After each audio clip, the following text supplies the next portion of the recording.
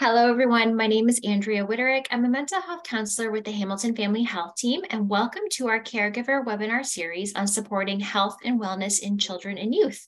This is a 4-part series that has been developed to be easy and accessible to caregivers across the Hamilton region, and we are so thankful that you are able to join us today.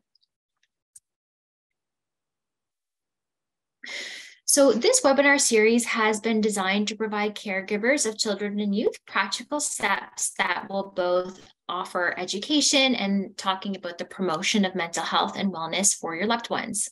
The goal of this webinar is to empower you as the caregiver and offer tangible tools and strategies designed to promote mental health and wellness that you can use at home on a regular basis with your loved one. Our child and youth mental health supports often require caregivers to take an active role within supporting positive changes, both behaviorally, emotionally, and through their actions. And we're hopeful that this webinar series will further support and empower you in your day-to-day life of supporting your loved one. We believe that caregivers and parents are the experts in their loved ones' lives. You know them the best and you love them the most, and we are here to support you through that. So let's get into today's webinar. So today we'll be talking a little bit about social and emotional development across childhood and the adolescent years. We wanted an opportunity to talk about some very common and very normal emotional and social changes and developmental milestones that you might be witnessing in your child as well as your adolescent. So to start, when we're thinking about social and emotional development beginning in our preschool years, for children ages 3 to 5, things such as impulse control, identifying and learning gender roles, and creation of peer relationships often begin to occur at this timeline. When we're thinking about the ability for children to develop and manage things like impulsivity, navigating social relationships, navigating roles such as interactions with family, with friends, with other children, potentially at daycare. Caregivers play a tremendous influence on the ability to learn and how to cope with emotions when they show up. Things such as testing limits as far as what behaviors may or may not be acceptable is incredibly normal during this age range, and as well as determining how much autonomy that they can assert over other people's, over caregivers, over other children as well.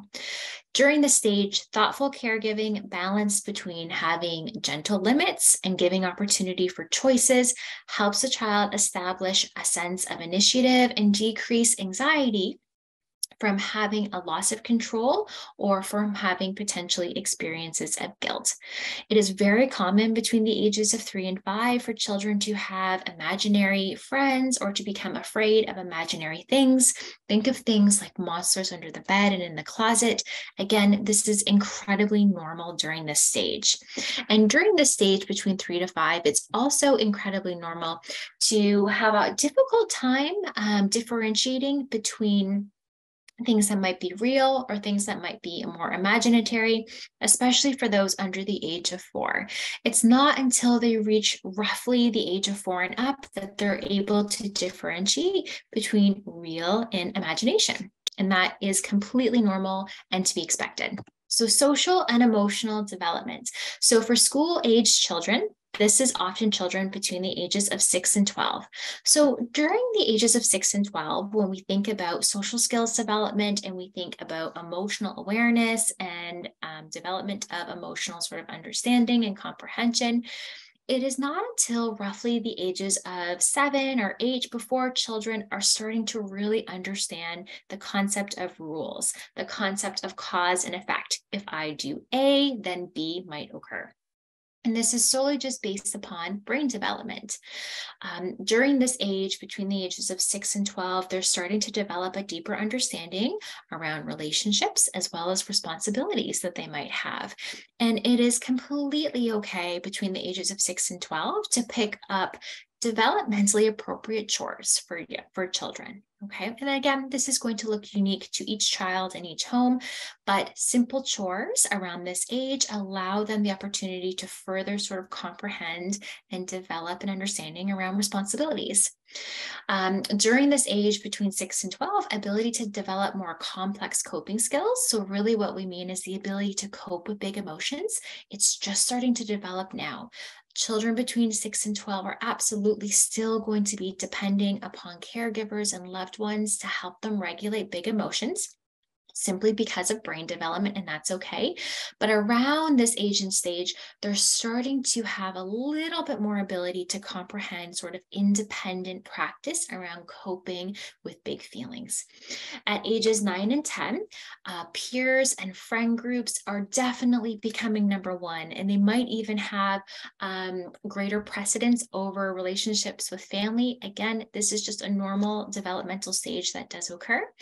During this age as well, too, especially when we are coming up closer to ages 10, 11, and 12, they're going to want to be taking on more independent decision making, and also this sort of growing feeling and desire to have more independence from their family. This is absolutely normal. And if there's a way that we can safely support this with gentle parameters, right? Gentle sort of rules and expectations and regular check-ins and safety, of course, that this can often go a long way for further developing, again, responsibilities, as well as further strengthening and developing their relationships.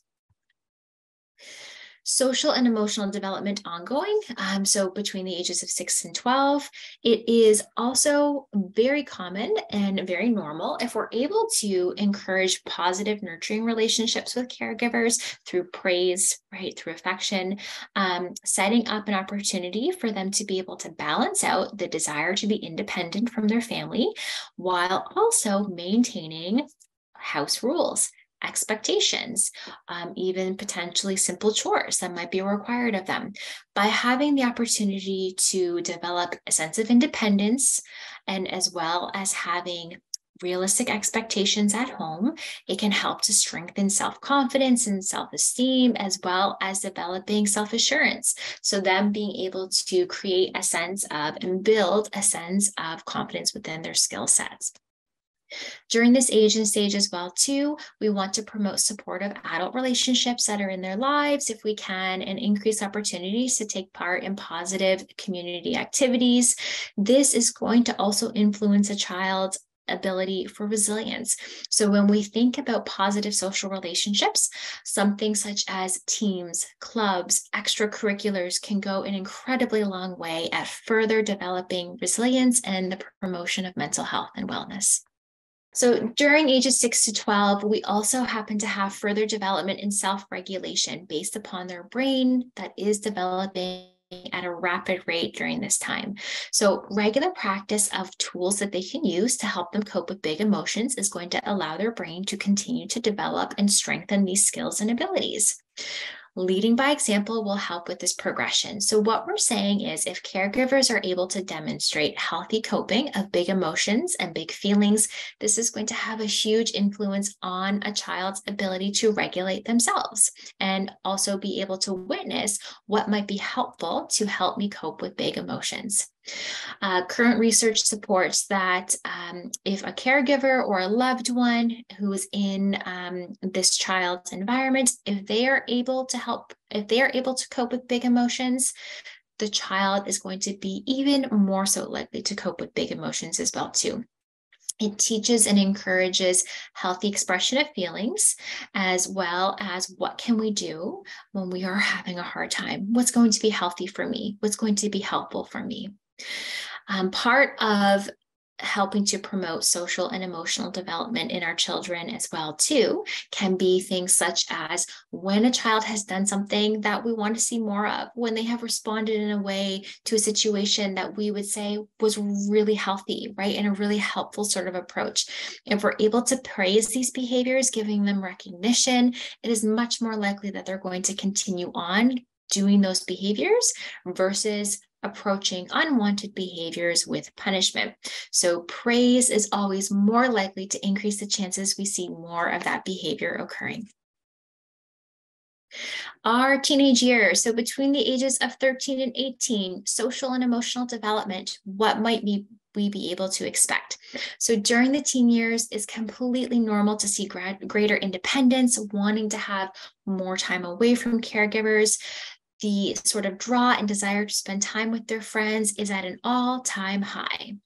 Social relationships, and depending upon the youth, potentially romantic interests, are going to be setting precedence over family relationships.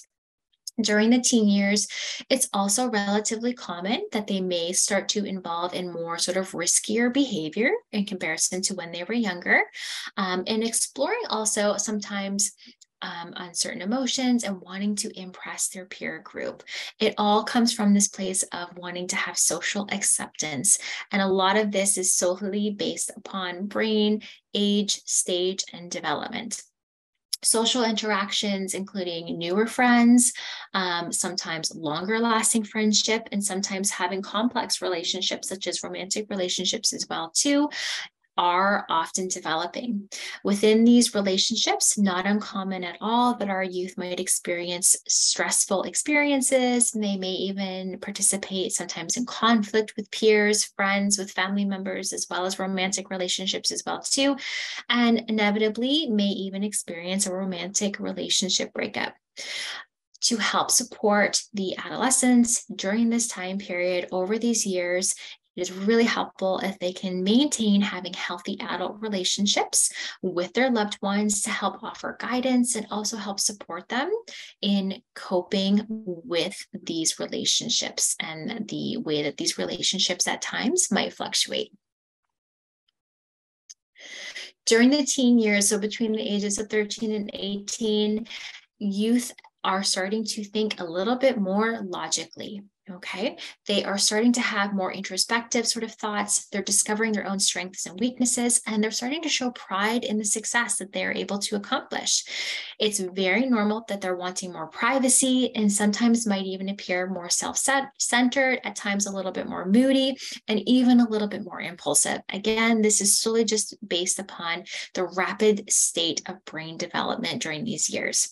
Really normal as well, too. They might be testing out new ideas, new clothing styles, and some of their mannerisms are more than likely going to change in comparison to years prior. This is all associated with themselves really just trying to figure out, where do I fit in and how do I fit in? As the young adulthood years begin to approach, things like school success, work-related activities become very important to them as well too, and it's also part of a really healthy transition into adulthood. Again, maintaining positive and supportive adult relationships in their life is going to have a strong impact as they transition into the role of young adulthood years, as well as offer them opportunities for ongoing support, further building their resiliency. Now, one thing that is important to remember, not all children and youth are going to develop at the same rate, and that is okay. And there may even be some sort of fluctuations in between some of the categories and age ranges that we spoke about as well. If you happen to have any concerns in regards to any of the social or emotional development of your loved one, please connect with your primary care provider who can talk further. Now, a common question that many caregivers ask is, should my child be able to regulate their emotions completely on their own? And this is a very complex question because, of course, each child and each youth is different with unique needs. The short answer to that question, majority of times, especially for young children and early adolescents, the short answer most often is actually no. When we think about things such as brain development is very complex, and the areas of our brain that are actually responsible for being able to stop, think, plan, and then react to stressors actually doesn't fully develop until we are closer to the age of 25. This area of the brain is also responsible for things such as emotional awareness and emotional regulation, which is literally the brain's ability to cope with feelings when they show up. Because this area of the brain does not fully develop until closer to the age of 25, it's often incredibly difficult for children as well as youth to be able to independently cope on their own with big emotions. And what we know can have a tremendous influence on that sort of strengthening area of the brain to be able to cope is when caregivers are able to coach them and model to them in those moments what healthy coping of big emotions might actually look like. What sort of tools, what can we do? What might make the situation feel or make it a little bit easier to get through? Caregivers often can coach their loved one in the moment with big feelings, and they also have a tremendous influence on the loved one being able to develop ongoing usage of some of these healthy coping skills, tools, and strategies.